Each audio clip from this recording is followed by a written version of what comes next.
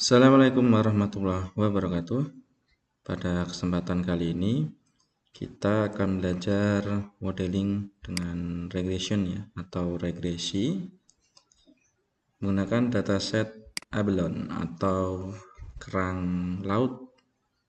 Itu kerang yang bernilai mahal untuk konsumsi, bukan kerang yang untuk mutiara ya.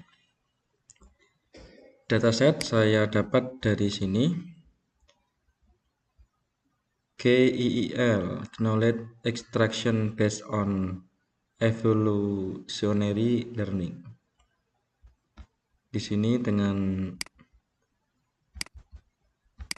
subjek regression datasets banyak sekali model-model dataset yang disediakan. Di sini juga ada strukturnya. Jadi nanti strukturnya ada add relation sampai add data. Keterangannya ada di kalimat setelahnya. Add relation berarti name of the dataset, nama datasetnya. Add attribute berarti description of an attribute, deskripsi atributnya, juga ada input, output, dan data. Ada macam-macam dataset untuk regression, banyak sekali di sini. Dari nama itu menjelaskan tentang apa, dataset apa, kemudian atribut RIN. Itu R itu berarti atributnya tipe datanya real, bilangan real, kemudian I itu integer, N itu numerik, examples itu jumlah datanya ada berapa, miss value itu yang kosong ada berapa. Datasetnya download tinggal di sini, kemudian ada header itu keterangannya. Lalu Abalone itu dataset dari sini ada 8 atribut, 7 berupa bilangan real, 1 untuk integer, kemudian ada 4177 data, nggak ada yang missing, nggak ada yang kosong, tinggal download klik, kemudian ini keterangannya atau deskripsinya. Jadi di deskripsi ini predicting the age of abalone from physical measurements, memprediksi umur abalone atau kerang laut dari ukuran fisiknya. The age of abalone is determined by cutting the shell, stroke the count, and counting the number of rings stroke microscope. Jadi umur abalone itu biasanya diperoleh dengan memotongnya, kemudian melihatnya dengan mikroskop ya, cutting the number of rings, motong cincin-cincinnya, dan itu menyakiti. Makanya dengan pengukuran fisik ini umur abalone bisa diperkirakan atau diprediksi tanpa harus menyakiti. Fungsinya apa? Karena tadi abalone itu kerang laut konsumsi yang mahal harganya. Di Australia, Selandia Baru diternakkan di sana. Jadi untuk melihat umur berapa yang pantas diambil untuk dipanen, maka harus dengan cara-cara tertentu. Kalau cara yang umum dengan memotongnya itu menyakiti ya, tapi dengan melihat ukuran fisiknya tidak perlu memotong, tidak perlu menyakiti, tapi tahu. Begitu fungsinya. Cara panen atau memperkirakan umur abalone agar bisa dipanen tepat waktu dengan melihat ukuran fisiknya. Dan ini regression real world, jadi data real ya. Atributnya ada sex, MFI, male, female, infant atau bayi, length, panjang, diameter, height, hull, weight, sac, viscera, cell, sampai rings. Rings ini ya, bukan ring. Nih, outputnya rings.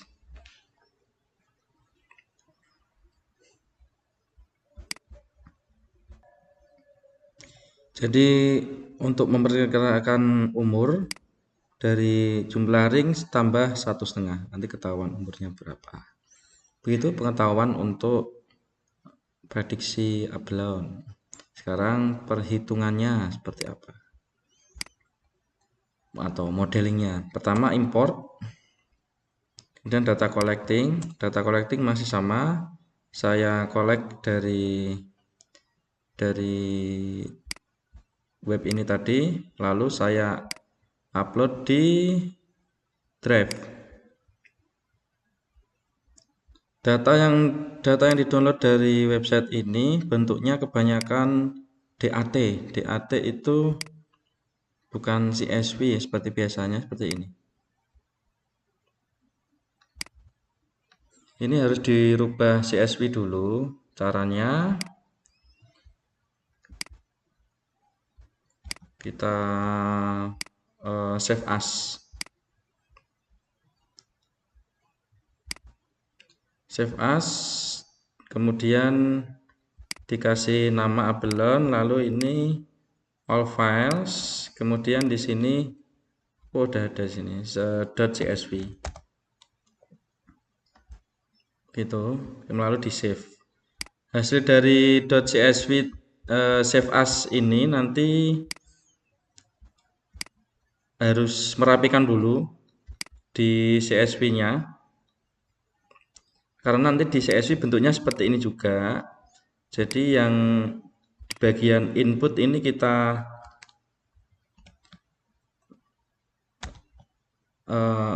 cut, kemudian jangan lupa outputnya rings, lalu ini dihapus di CSV ya, ini praktekan ya. Lalu di baris bagian atas space, sex, length, diameter hingga rings ya. Jadi nilai sex itu ada 3, length-nya 0,4, diameter 0,35, height 0,1, hull height 0,34, socket weight 0,176, viscera 0,062, cell weight 0,08, rings 7. Itu cara bacanya. Nanti itu disimpan sebagai CSV ya, pakai Excel bisa. Agar mudah dibaca di Google Colab-nya.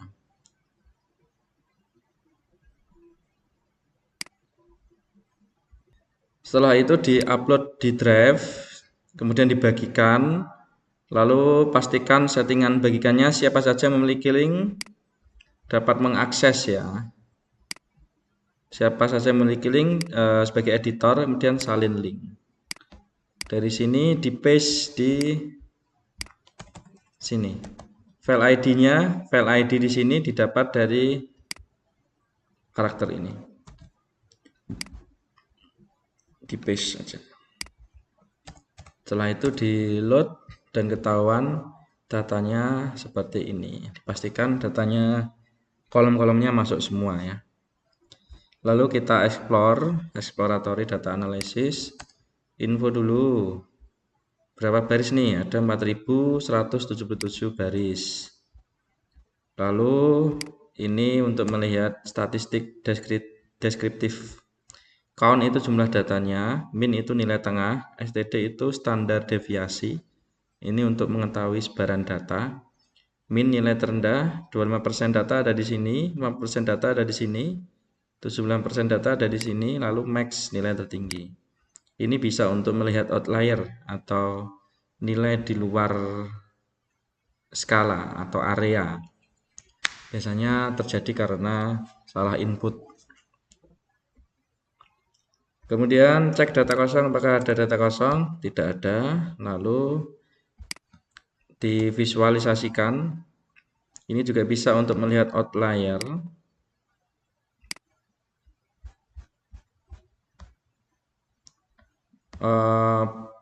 Pada bagian length ini ada titik-titik yang di luar garis ini dan ini, itu berarti dia outlier. Di diameter juga. Ini ada juga ada yang jauh sekali, height ini.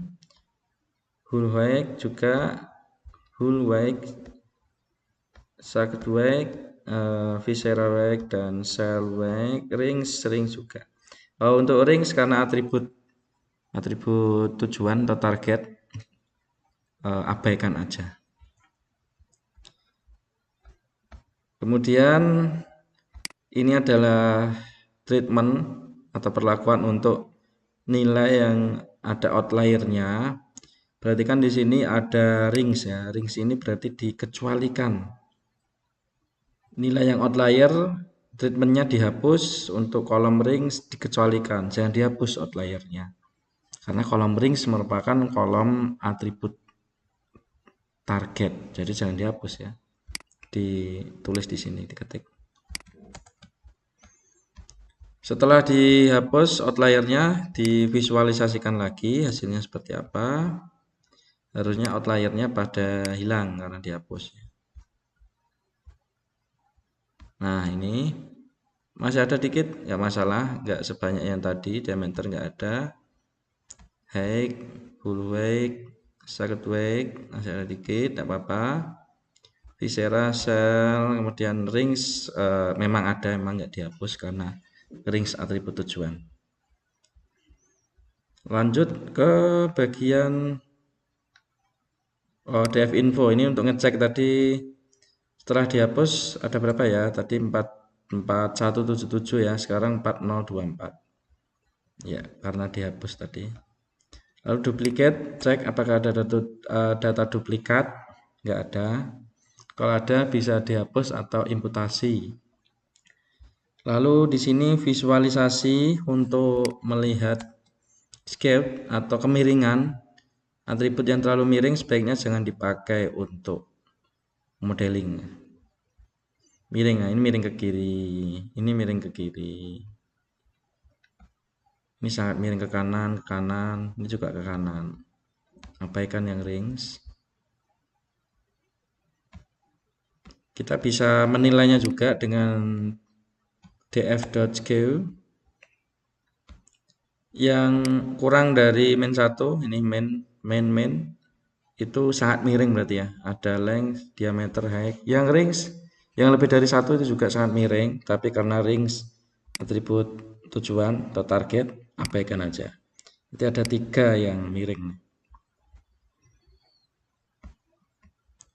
Kemudian ada pre-processing, ini untuk skala angka. Sekali lagi untuk yang rings dikecualikan ya. Nggak perlu di skala untuk yang rings karena dia atribut target atau tujuan. Lalu di model nanti kita membandingkan 2 ya. Yang pertama semua atribut disertakan. Kemudian yang kedua atribut yang miring tadi dibuang. Hasilnya bagus yang mana? Ngaruh banget atau tidak? Oke, ini saya hapus. Jadi bagian ini ring saja, atribut tujuannya saja. Sudah mulai modeling ini. Nyari data latih dan data tes. Kemudian ini model yang pertama yaitu dengan GBR atau gradient boosting regressor. Mendapatkan angka sekian. MAE itu mean absolute error. Dia ngitung nilai errornya berapa. Semakin tinggi berarti semakin nggak bagus model itu, karena errornya banyak yang dideteksi. MSE itu untuk ngitung error di kuadrat ya. Ini angka MAE, MSE itu lebih kecil lebih bagus, berarti errornya sedikit gitu ya. Kalau R kuadrat ini dia ngitung varian data lebih mendekati 1 lebih bagus. Kemudian dengan linear regression algoritmanya hasilnya berapa? Seperti ini. Nanti kita bandingkan 3 algoritma itu. Lalu large prediction hasilnya seperti ini. Kemudian dibandingkan. Nah, ini. Perhatikan di MAE, MSE yang paling kecil kita lihat. Paling kecil MSE ada linear regression.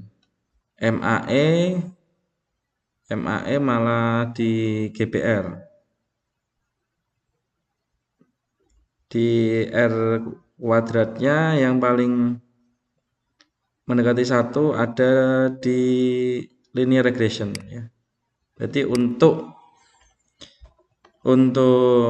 modeling pertama menggunakan semua atribut, linear regression menunjukkan performa terbaik dengan evaluasi menggunakan MAE, MSE, dan R kuadrat.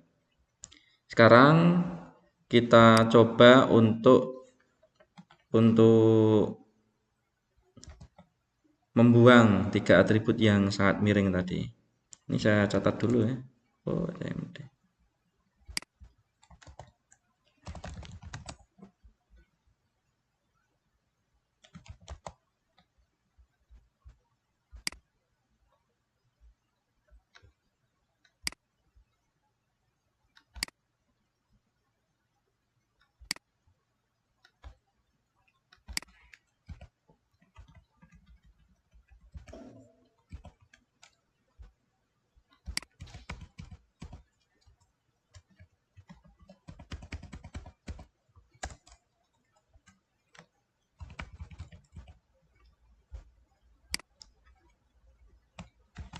Ini perhitungan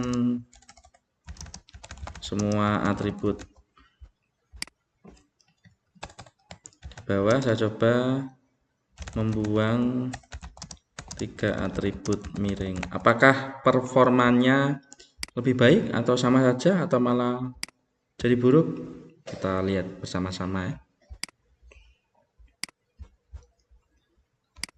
Jalankan dulu dari awal karena datanya biar kebaca dari awal.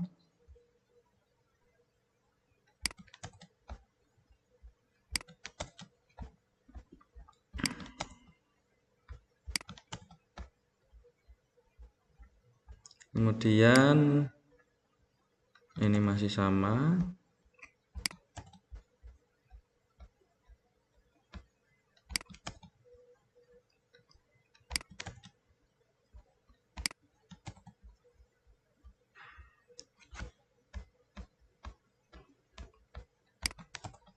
Sama, miringnya ada di 3 atribut ini.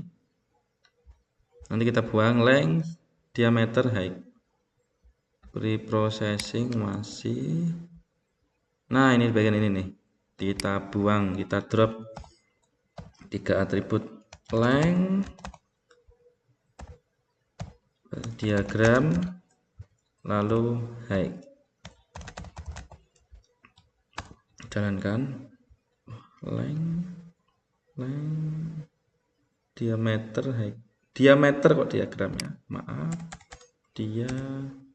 makanya nih error nih. Diagram not found. Diameter bukan diagram. Oke, udah jalan. Lalu di sini GBR jalankan. Nanti kita bandingkan regression large. Lihat hasilnya. Nah, apakah ada perbedaan? Apakah sama saja?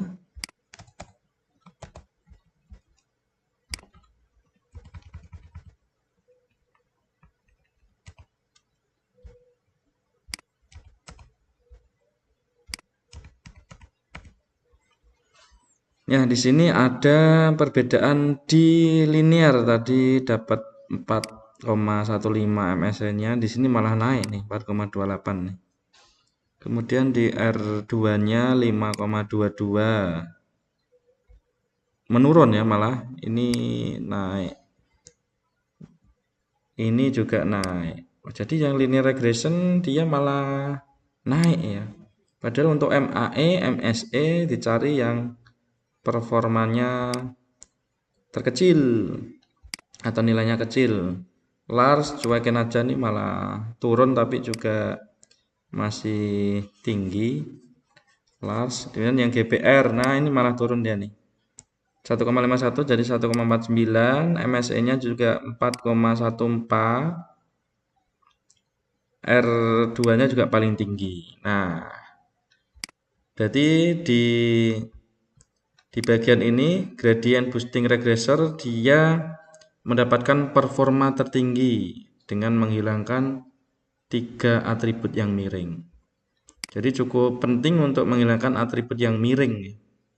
karena dia bisa memperbaiki performa model.